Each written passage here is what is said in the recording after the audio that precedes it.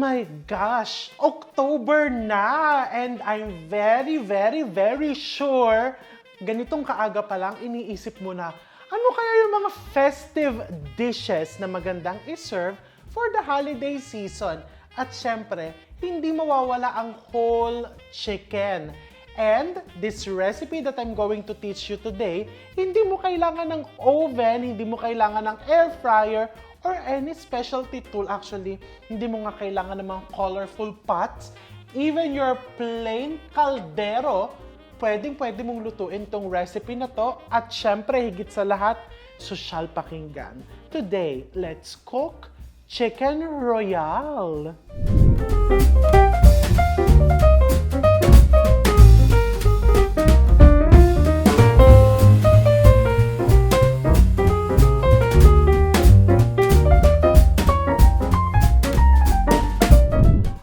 Ngayon ko lang po narinig yan, Chicken Royale na yan. Ano po ba yan? May royal blood ba yan? Chicken na yan?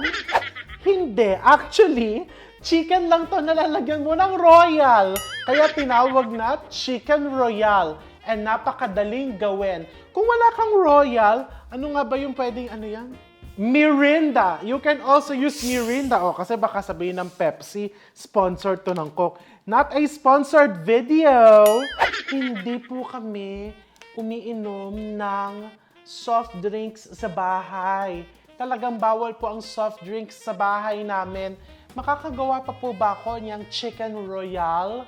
Of course, pwede kang gumamit ng orange juice. Kung ayaw mo gumamit ng soft drinks, pwede ka din gumamit actually ng pineapple juice. So first, simulan na natin. Maglalagay ako sa aking kaserola. Bubuksan ko na yung kaserola ko, medium flame. Yung apoy pala, hindi yung kaserola. Binuksan ko na yung kalan, medium flame. And then into this, I'm just going to put 2 cups of royal orange juice, Mirinda, or pineapple juice. Kung anong type mo. O, yan. Lagay mo lang dyan. Dalawa yung ginagawa ko ngayon. Bakit? Diyos ko, sayang naman ng paaura mo kung isa lang ang gagawin mo. O, diba? Para hanggang kinabukasan na. And then, I'm going to put some onions that I've quartered. Around 4 to 5 onions. Basically, gumagawa ka ng bed. Kasi dito mo ilalatag yung chicken mo mamaya. And then I also have some lemongrass. Na of course, pinukpok-pukpok yan kanina, ginanong-ganon, para lumabas yung kanyang aroma. Around 4 to 5 stalks. Okay, ang dami lang nilabas, pero hindi mo gagamitin lahat yun. And then some ginger. Lagyan mo ng ginger. Sliced ginger. You include the skin. Why? Kasi aromatics lang naman to. Pagka sinabing aromatics, nilalagay mo lang dyan para pampabango at pampalasa ng anumang niluluto mo. Pero mamaya, tatanggalin mo din. So, hindi mo kailangan magpakahirap. And then, I have here spring onions and leeks. So, igagawin mo lang bed yan. Parang kama ng chicken mo. And then, some garlic. Maglagay ka din ng bawang.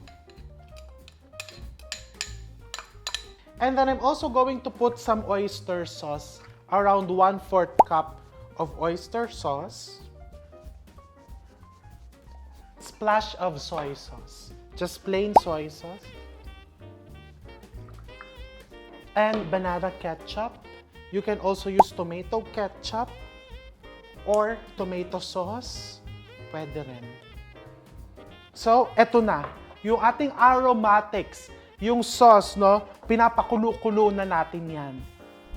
So, habang yung aromatics mo ay, ayan, sinisimmer mo dyan, nire-ready mo, I have here 2 chicken, 2 buong manok, that I'm going to wash with some calamansi juice, para lang mawala kung may lansa, or whatsoever.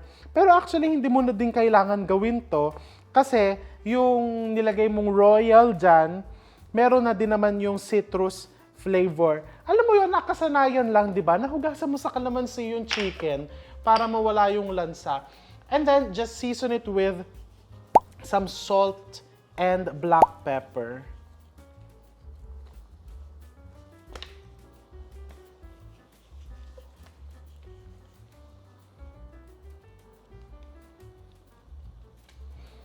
Okay, pati yung loob. And then, what's next? Iupo mo lang yan dito sa iyong aromatics. Ganun lang kasimple. Ay, alam mo, ang bango. And amoy sosyal. Sa totoo lang. Pag inupo mo, breast side up. Ihuhuli mo yung breast na lutuin mamaya para hindi magdadry. So, breast side up. Ayan, ganyan.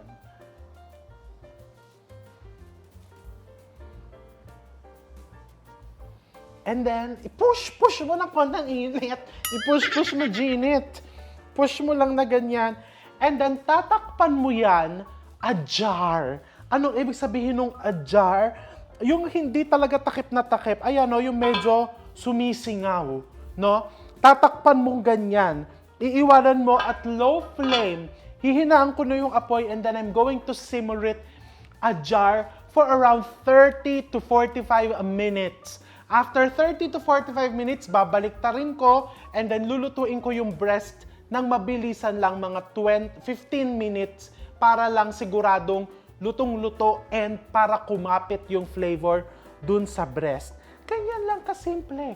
Yung pagluluto ng iyong chicken royale. So, hihinaan ko yung apoy. Let's simmer this.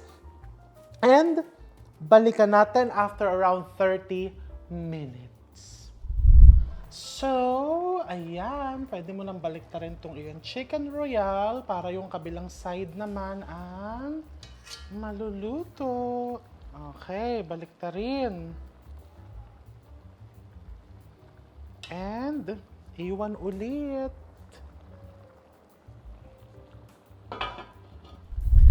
Oh, ayan, bongga. Mga 45 minutes nang kumukulo tong chicken royale. So, what I'm going to do, tatanggalin ko muna yan saglit dyan and papalaputin na natin yung sauce. Paano papalaputin yung sauce? Tatanggalin na natin tong mga aromatics. Etong mga to. Sayang naman po yan. Pag tinanggal, ang mahal-mahal po ng sibuyas ngayon. Tapos kayo, tatanggalin nyo lang yan. Saan nyo po dadalhin yan? Nagawa na niya ang kanyang dapat gawin sa mundo. So, ready na siyang mag-retire. Wala ka na po talagang paggagamitan nito kasi napiga mo na yung mga flavors nitong aromatic. So, pag-retirein mo na. So, meron lang ako ditong mixing bowl. Kukunin ko tong mga aromatics ko. And, lalakasan na natin yung apoy. Pag natanggal mo na yan, tanggalin mo lang na ganyan. And gagawin mo na tong sauce. Siyempre, pwede mong pigain, So, lalakasan ko na yung apoy. So, yan naman, nire-reduce na natin just to thicken the sauce. Itong chicken natin, luto na to. And para makasigurado ka, silipin mo, luto na siya. Ayan, lumalapot na yung sauce. So, ibalik mo na yung chicken mo dyan. Ibalik na natin ang chicken kasi lumalapot na yung ating sauce para kumapit naman yung malapot na sauce. Yan, gagalaw-galaw mo lang yan dyan. Pwede mong bali-baliktarin. Just being careful na hindi mo masira yung chicken mo. So, kinakaramelize mo na lang yung labas. Pwede mo i-baste habang lumalapot yung sauce. Pagka parang gravy na yung lapot, katulad nito, okay na yan. So, itong isa, nauna siya. Kasi po, mas malakas po yung apoy dito sa kantong to. Yung kalan ko, pinakamalakas tong nasa right side. The higher the flame or the heat, mas mabilis pong magre-reduce. Okay, pinatay ko na po yung apoy nitong isa. Eto na lang isang to, nire-reduce ko pa ng konti. Okay! Ayan, ang lapot na ng sauce. Maski itong isa, I'm going to turn off the flame. And, etong isa, akalain ba nilang hindi mo ginamitan ng oven yan? 1 chicken royale. 2 chicken royale. Ano nang tawag dyan? Royal couple. Pag tatlo na yung ginawa mo, di, royal family. Diba? Parang nung tinanong ko yung, may pinagtanungan ako, hindi ko sasabihin kung sino, kasi baka sabihin niya. Ay ko, chicken royale to. Bakit naging chicken royale? Sabi niya, bakit ganyan mo yung chicken na niluluto sa royal family? God. Diba? Hindi po. Pero actually, nung natikman talaga namin, maski ako, nagulat ako. Kasi, alam mo yung very oriental yung lasa niya. And ang lambot-lambot nung chicken. And, eto ang pinakamaganda dito. Perfect na perfect siya with rice. And eto, di ba may mga sauce pa? Gusto natin yung madaming sauce. Itong ibang natitira dito sa kaserola, itatabi ko na po yan para sa on the side. Tikman mo yung sauce. Pero ito, titikman ko na yung chicken. But before I taste this, ipapahinga ko muna ng mga 5 to 10 minutes. Kasi pag buong manok or turkey yung niluluto mo or malalaking slabs ng meat, maganda ipahinga mo muna sandali so that all of the juices will redistribute. So, tikman natin in a bit. Let's try the chicken royale. Eto, kuha ko dito sa leg part ako. Ay, ang lambot. Ay, tumalsik pa.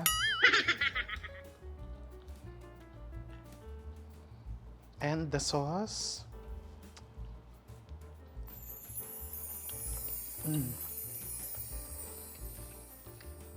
Nanuot talaga hanggang loob.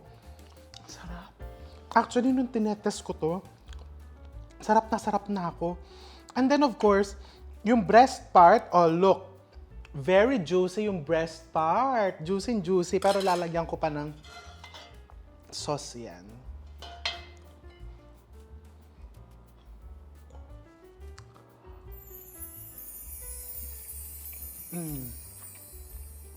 Malambot. And surprisingly, syempre because binraise natin, slow cooked yung chicken, talagang lumasa siya hanggang loob. And ang comment nga ng mga nakatikim nito when I tested the recipe, mabango hanggang loob yung chicken. Pag kasi breast part yung niluto mo, di ba typically, nagiging dry. But with the chicken royale, even the breast part is moist na moist. Make sure sundin mo yung tip ko kanina na the first 35 to 45 minutes nakataas yung breast part para hindi na o-overcook. My gosh, wala bang kanin? Ang sarap. So, what are you waiting for? Diba sa chicken man lang, maging royalty tayo. So what are you waiting for? Gawin mo na itong chicken royale.